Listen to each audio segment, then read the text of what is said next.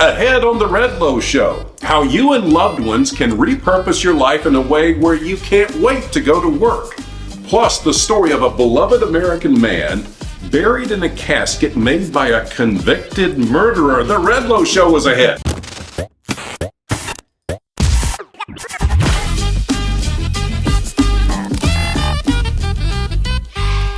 Hi, I'm Charlie Adams. And I'm Candace Brown. How are you doing? I'm doing great. How are you today? Well, doing fine. Always great to be here with you, and thank you for being with us on a Saturday. We share stories that can help your life and entertain you, like the popular Q&A. Yeah, the great sport. First, a heartwarming story of Ashley Rao, our own Ashley of the Redlow Group, her beloved mother, hospice, and Tabitha, who would be a first-time homeowner. And we asked Ashley to tell us this story. So back in February, my mom was put on hospice, and there was a nurse's aide, Tabitha, who came in and would come see my mom, take care of her a couple days a week. And just from that experience, she became like family to us. And Mom, I'm so grateful for her. She connected us, me and Tabitha, and she had been looking for a house over a year. And so we got connected, and I started showing her houses, and we finally found a property for her. So first time homeowner, there's a lot of things that come to it, a lot of emotions, excitements, nervous. So at the end, I found her the house, and I'm just forever grateful for her. My goodness, Candace, what a wonderful story of how everything worked together. Yeah, it's true. You know, hospice nurses make such a huge difference at the end of people's lives, and I know Ashley's family was really blessed by her, so it's cool that she could help her out then, in turn. It sure was. Thank you, Ashley. Well, one of the things we try to do on this show is help you with tools that can make life better.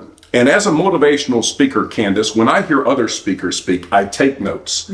And not long ago, I heard a speaker, Ken Coleman, share some life-changing insights on how people can align with careers, no matter what age they are things that just get them butterflies about going to work. And I know when you think about your life and your careers, the why and those things are important, so it's not just the drudgery of a job. Right, yeah, I think it's important, if someone can find a job that supports the way that they're naturally gifted, and line up with things they already enjoy, it doesn't feel like work. Well, Ken Coleman, here are the notes that I took. And he said in life, there's two big things you need to look out for. What do you do best? Hard skills and soft skills. Hard skills, things you've always done well, even from a young age, comes easily, and people even tell you, hey, you're good at that, you should do that. And soft skills are the qualities you have, character traits and personality. The second question, Candace, is what work do you love to do most? This is passion. Have you had times in your life, like Habitat for Humanity for you is a passion, right? Yeah, it is. And just always helping people. Every career I've had has been in some sort of like service industry. I just love helping people in different ways. Well, when you have work you love, time seems to disappear when you do it. I was a sports anchor at WSBT TV for years. Sunday night, I couldn't wait for Monday to go to work. So that work is passion defined by high emotion and high devotion. The third question is, what results of your work matter deeply to you? What are the results that fire your soul? And I know as a real estate agent, when you enable someone to find that home or sell, that fires your soul. Yeah, helping them reach that end goal. It's so much more than selling or buying a house, but walking with someone through the process. Yeah. It's just exciting to see that at the end, at the closing table. Well, that is mission. So talent is work you're really good at. Passion is work you really love to do. And mission, the result of your work that sets your soul on fire, which gets to meaning. And as we tie these all together, answer these questions. What results matter most to you? And who are the people that you most want to help? The challenge they have, what are they longing for? And when you think of these people you really want to help, your heart is aligning. So we talked to our Cody here at Redlow Group and to ask him about these alignments in his life. Cody? So in my life personally, many things, I haven't had to force many things. Many things have just aligned themselves. And so prior to real estate 4 years ago, I was involved in a venture, a startup business, a local startup business. And from that startup business, I all of a sudden had the opportunity to purchase a home. Now, a dream many years ago was I wanted to retire on the water somewhere. That was always a dream of mine. When I was a kid, I grew up on lakes through family friends. And so it made me realize and appreciate how much enjoyment and relaxation and serenity I found from being on water. And so I'll never forget it. I was up very late on a Friday night. I had planned to sleep in a Saturday morning. For some reason, I woke up early Saturday morning. No idea why. I got on my computer and an ad popped up of a home that was for sale in Monticello. And it just so happened that that home was on the water. And it also just so happened that it was within my affordability. It is very reasonably priced. And so not looking for a home at all, to planning to sleep in, to waking up in the morning, finding a home that just popped up. My dad's, and it had just been listed, and my dad said, well, if you want it, you better call immediately, otherwise it'll be gone. So I did not want to hesitate, so I called and followed up. Well, when I called, I got Michael Sims. And so one thing led to another. All of a sudden, I found myself under contract on this property with Mike as my agent. And when that was done, between the discussions from moving through the process of finding it and then purchasing it and closing on it, Mike had gotten an idea that I would maybe be good at the job of real estate. And Mike at the time was starting his own team and growing his own team. And so he said, well, if you ever are interested, please follow up with me. Well, I was busy again in my venture. Yeah. And so about a year went by and one thing led to another. And as we were closing the door to the startup, I followed up with Mike and said, hey, I might be interested in that opportunity still, if it was still available to me, and it was, looking back, the timing was even better that year later than it would have been if I would have followed up with him immediately. But I did follow up with him. I went and took my courses and passed my licensing exams. And then all of a sudden I was in real estate at probably historically the best time to ever be involved in real estate.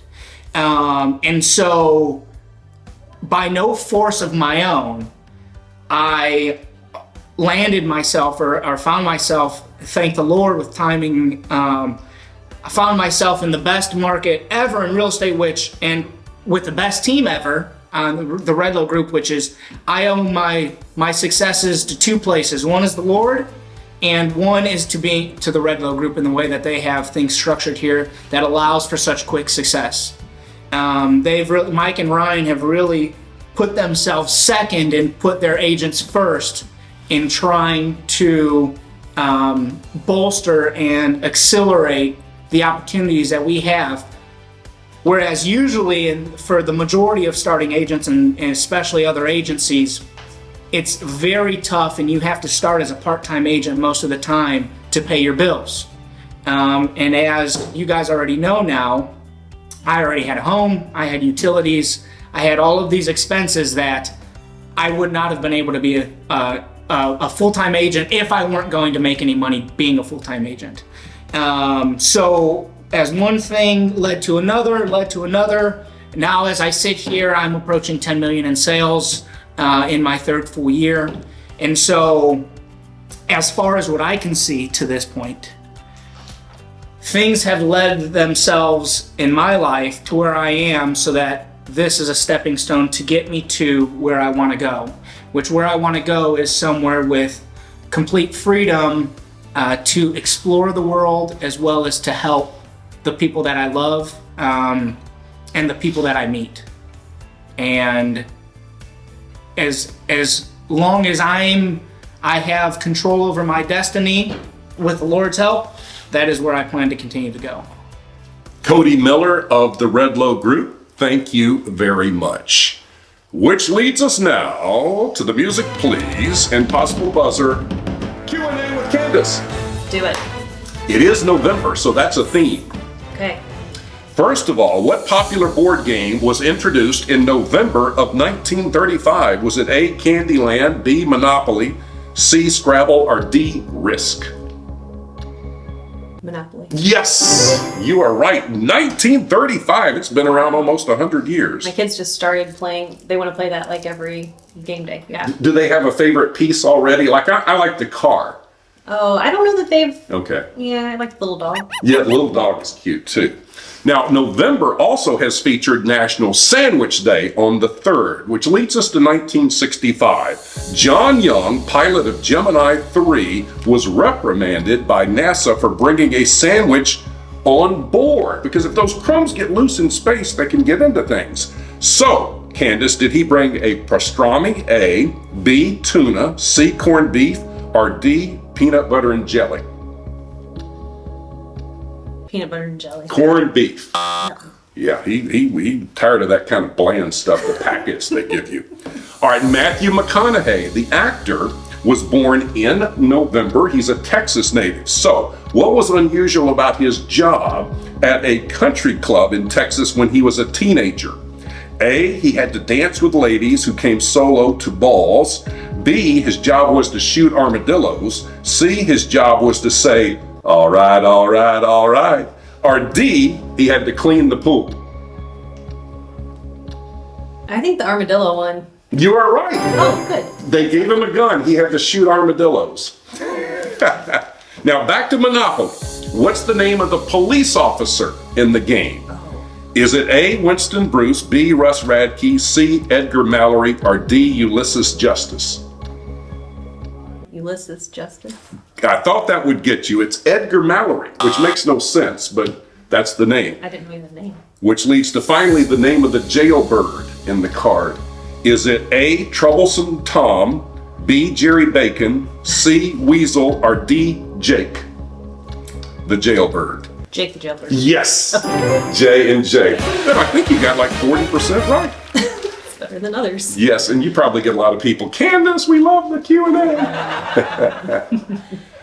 Coming up, Candace is going to talk about her passion, Habitat for Humanity. But first of all, sticking to the November theme, the great evangelist Billy Graham was born on November 7th, and he would have been 103 this month, but he passed a few years ago, just shy of 100. And this is a story, Candace. We have a picture of me.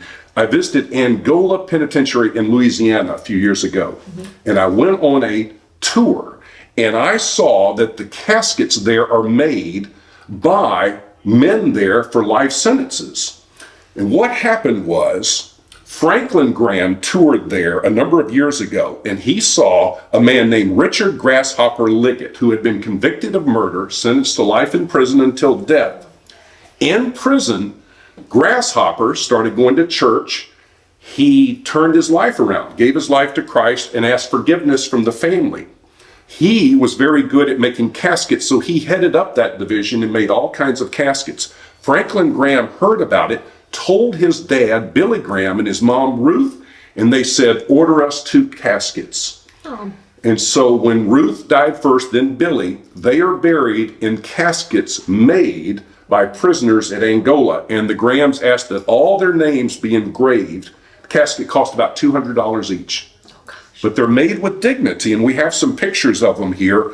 And I had a chance to see that when I toured Angola. And that story just, it gets me emotional at times that the Grahams, who could have been buried in the most beautiful caskets, chose that. Yeah, that's pretty amazing. It truly is. Earlier in this show, we were talking about aligning with our passions, and Habitat for Humanity of Stark Pulaski County is certainly one of yours, and things have been happening. Tell us about that. Yeah, so last week we hosted our first annual Hike for Habitat at the Tippecanoe State Park, and it was a bad weather day, but we were able to raise some money, and the few of us that were there hiked, and we still had a good time. But our chapter is small, and so we're just trying to look for more people to get involved. And Habitat's a really cool organization because it's a way for people to have an option for affordable housing. But it's not a handout, it's a hand up, as Steve Morrison always says. And so it's really neat because the homeowners, at the end of the house build, they have a mortgage with 0% interest where it's more affordable.